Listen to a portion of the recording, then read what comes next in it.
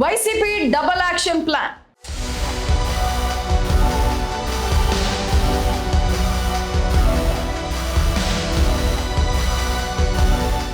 రాజకీయాల్లో ఏ చిన్న చర్య వెనుకైనా ఒక బలమైన వ్యూహం, ఆశించని లక్ష్యం ఖచ్చితంగా ఉంటాయి. ఏపీలో ప్రస్తుతం ప్రతిపక్ష YSR Congress party petrol diesel ధరల పెంపుపై ఒక్కసారిగా రాష్ట్ర వ్యాప్త ఆందోళనలకు పిలుపునివ్వడం ఇప్పుడు పొలిటికల్ సర్కిల్స్ లో హాట్ టాపిక్ గా మారింది. నిజానికి పెట్రోల్ ధరల పెంపు అనేది పూర్తిగా కేంద్ర ప్రభుత్వ పరిధిలో అంశం. కానీ వైసీపీ నేతలు మాత్రం ఎక్కడ ప్రధాని మోదీని కానీ కేంద్ర బీజేపీ నాయకత్వాన్ని కానీ ఒక్క ముక్క కూడా అనడం లేదు. కేవలం రాష్ట్రంలోని టీడీపీ, జనసేన, బీజేపీ కూటమి ప్రభుత్వంపైనే విమర్శల బాణాలు ఎక్కుపెడుతున్నారు. అడ్రస్ కేంద్రాన్ని అయితే దాన్ని రాష్ట్రం మీదకు మళ్లించడం వెనుక వైఎస్ జగన్మోహన్ రెడ్డి వేసిన ఒకే దెబ్బకు 2 పిట్టల మాస్టర్ ప్లాన్ ఏంటో ఈ వీడియోలో చూద్దాం.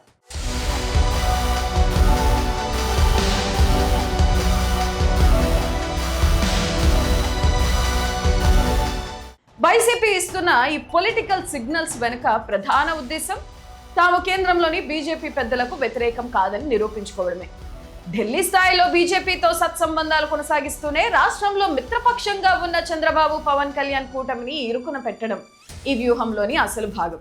మేము కేంద్రాన్ని ఏమీ అనడం లేదు, కానీ రాష్ట్రం విధించే వ్యాట్, సెస్ పన్నులను తగ్గించవచ్చు కదా అనే ప్రశ్న ద్వారా ప్రజల్లో అధికార కూటమిపై వ్యతిరేకత పెంచడమే వైసీపీ లక్ష్యం. ఇది ఒక రకంగా బీజేపీకి పంపుతున్న సాఫ్ట్ సిగ్నల్, ఫ్రెండ్లీ వార్నింగ్ లాంటిదని విశ్లేషకులు భావిస్తున్నారు. అయితే వైసీపీ ఇంతలా సేఫ్ గేమ్ ఆడటం వెనుక ఒక బలమైన కారణం ఉంది. ఏపీలో కూటమి ప్రభుత్వం అధికారంలోకి వచ్చిన తర్వాత వైసీపీ నేతలు వరుసగా కేసులు ఎదుర్కొంటున్నారు. ఇలాంటి క్లిష్ట తరుణంలో కేంద్రంలోని బీజేపీ అగ్రనాయకత్వం అండ ఉంటేనే తాను సురక్షితంగా ఉంటామని వైసీపీ భావిస్తుంది. అందుకే డైరెక్ట్ గా కేంద్రంతో యుద్ధం పెట్టుకోకుండా కేవలం రాష్ట్ర పరిధిలోనే సెస్, వ్యాట్ అంశాలను సాకుగా చూపిస్తూ నిరసనలు చేపడుతున్నారు. ఇలా చేయడం వల్ల కేంద్ర పెద్దలకు కోపం రాదు. అదే సమయంలో రాష్ట్రంలో తాము ప్రతిపక్షంగా యాక్టివ్గా ఉన్నామనే సంకేతం క్షేత్రస్థాయి కేడర్కు వెళ్తుంది.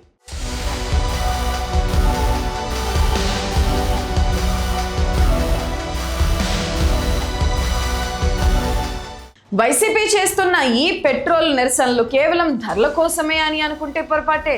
ఇది పక్కాగా ఢిల్లీ పెద్దల మనసు గెలుచుకుంటూనే గల్లీలో ఉన్న ప్రత్యర్థులను దెబ్బకొట్టే పక్కా డబుల్ యాక్షన్ ప్లాన్.